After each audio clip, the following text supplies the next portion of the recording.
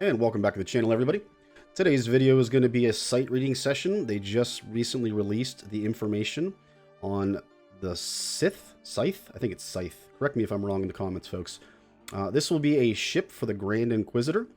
Before we get into the details of this, folks, just a reminder, make sure you guys like, subscribe, and turn on notifications if you like what you're seeing here today. With that being said, let's go ahead and get into the video.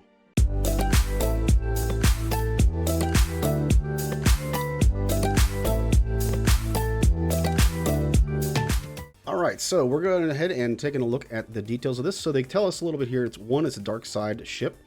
It'll be a support ship for the Empire. So obviously Inquisitorius has that tag. It's an unaligned force user. Now, from what I understand, this is going to be the current reward for the next generation of conquest. So there was a lot of speculation that this would be happening, and it certainly looks like that is true at the moment. A couple of highlights. Fly in formation and command a swarm of imposing TIE fighters. Interesting. Surprise your foes and strike fear in the heart of your enemies. Bolster the Executrix. Interesting. So it's designed specifically for the Executrix, not so much for the Chimera. And bring victory to the Empire. Synergies, Executrix, TIE Fighter, TIE Reaper, Gauntlet Starfighter, and Scimitar. So it certainly sounds like this is going to be like our level B fleet. So we have our level A fleet right now currently with Chimera. Because of the most recent additions with our new ship that we got in Conquest before. I'm totally blanking on the name of that ship right now. Leave a comment, folks. What's the name of that ship? I can't believe I'm forgetting this right now. But clearly this is a lot of the B-level characters, with the exception of the TIE Fighter. But even then, the TIE Fighter doesn't really fit in that frequently with Chimera because we're using that so often as a counter for Executor. There we go. All right, go ahead. We're going to skip down a couple of things here, get into some of the more specific information here. Key attributes. This is the first time the fear debuff has been introduced to ship combat. That's interesting. Formation is a stackable buff, which gives turn meter buff based on stack amount. So already, the Executrix really gets a lot of turn meter, especially with the TIE Fighter. It's a very turn meter driven fleet. So now if we're going to be doing this too, we're really going to be pushing our turn meter gains here with this fleet. That could be interesting, especially if fear is inflicted on the opposing team and they're not able to take turns. Look out. This could be a really devastating fleet if this ship is as good as it, I'm guessing, is going to be, since it's a conquest ship. Jedi cannot evade basic attack. Also can buff an Imperial TIE Fighter when scoring a crit hit. That's interesting. Special 1 can remove buffs from all enemy ships. That's really good. A Mass Dispel. Special 2 has ability to inflict fear on all enemy ships if the target is destroyed through the ability. That'll be interesting to see how often that happens. It certainly would be powerful if it happens frequently. I think Special 1 is going to be more important, though, especially because, I mean, we can see it's alluding to Jedi here. So more than likely, this is going to be a very good counter to Negotiator. And as we all know, Negotiator gets a lot of buffs with their fleet, so that's probably going to be very helpful. Inspiration, you guys can read that. I'm sure it's based, on the Obi-Wan Kenobi series. Let's go ahead and get down into the specifics. Actually, let me squeeze real quick through here. That's interesting. Can I have more than 5 ships on the field if I reinforce with Scythe, I should say, and get 2 summoned Imperial TIE Fighters? Maximum of 5 ships. We will fill up 2 open slots with Imperial TIE Fighter. Oh! So it sounds like we're going to summon TIE Fighters? Question mark? Kind of like Malevolence and the droid ships? I'm totally spacing on the name of that too. Why am I struggling with words so much today? Holy moly. Let's go ahead and move down to the abilities. Basic. GA-60's Laser Cannon. Final text. Deal physical damage to target enemy and inflict defense down for 2 turns, then gain 20% turn meter. If the target is a Jedi, this attack can't be evaded. When scoring a critical hit, grant a random Imperial TIE Fighter Foresight for 2 turns that doesn't already have it. That'll be big. Random TIE Fighter Foresight. So we know that, again, their kit, the way that kit works with the TIE Fighters is that the more they evade attacks, the more turn meter their capital ship is going to get. So if he's giving them Foresight more than they're already getting Foresight, and you can see, yeah, it's confirmed right here with the picture, the animation we got here. It looks like he's going to be calling TIE Fighters. There's 3 of them on the field right now.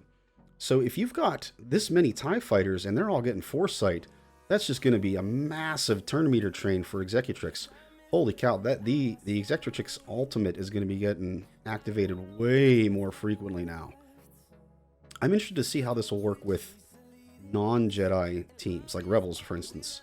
It seems like it's definitely geared towards Jedi, which is, I think, pretty cool, especially because the Chimera fleet tends to be geared more towards anti-Rebel synergy. So that's kind of nice how they're doing that. Special 1, Intimidating Flyover, cooldown of 3. Final text, dispel all buffs on all enemies. Recover 30% health and protection. Ally Empire ships gain 1 stack of formation, max 30, for each buff dispelled for 2 turns, which can't be copied. Formation, 10% max health, offense potency, whenever the ship uses an ability. Gain 1% turn meter for each stack of formation. So again, just more turn meter train.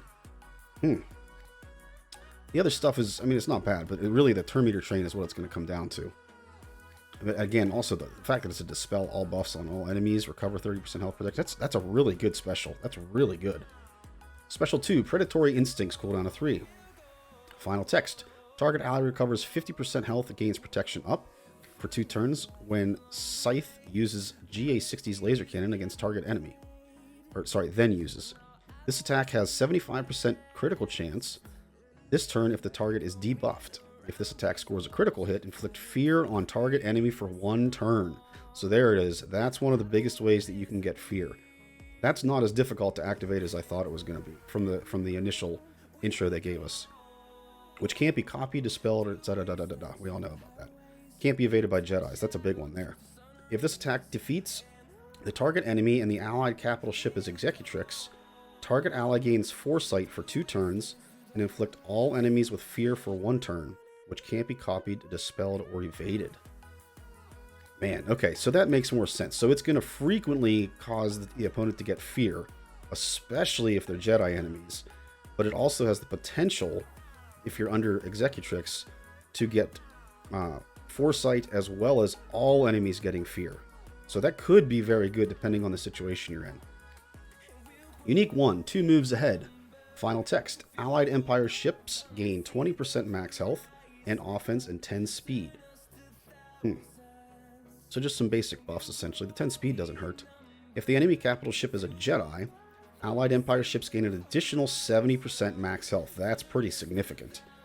At the start of battle, all Empire allies gain a stack of formation. Again, that's turn meter train. Imperial TIE Fighter allies instead gain stacks of formation equal to the number of ally Imperial TIE Fighters. Oh. Boy, so you definitely want to call in a bunch of TIE Fighters. I haven't seen it. How do we call in TIE Fighters? I haven't seen that yet.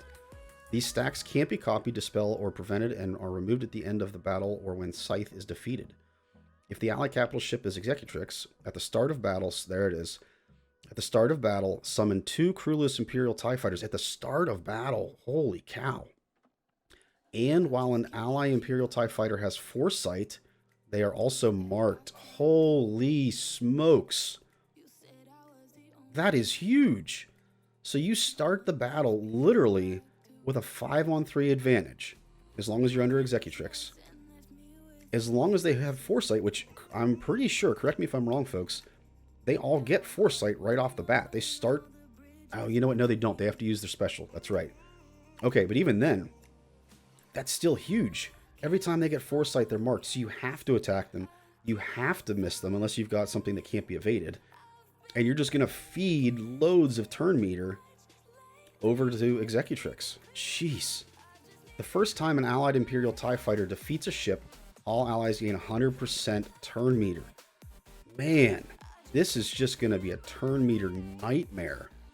Like Kenobi is just not going to have a chance against this from the looks of it. Because Anakin's just going to be forced to constantly attack them. Man. Reinforcement, surprise, and fear. Final text, inflicts speed down, which can't be evaded or resisted, on Jedi enemies for 2 turns. If the allied capital ship is Executrix, inflict fear on all enemies for 1 turn, which can't be copied, dispelled, evaded, da-da-da-da-da. And summon 2 crewless Imperial TIE Fighters. Interesting. Now, I want to know this.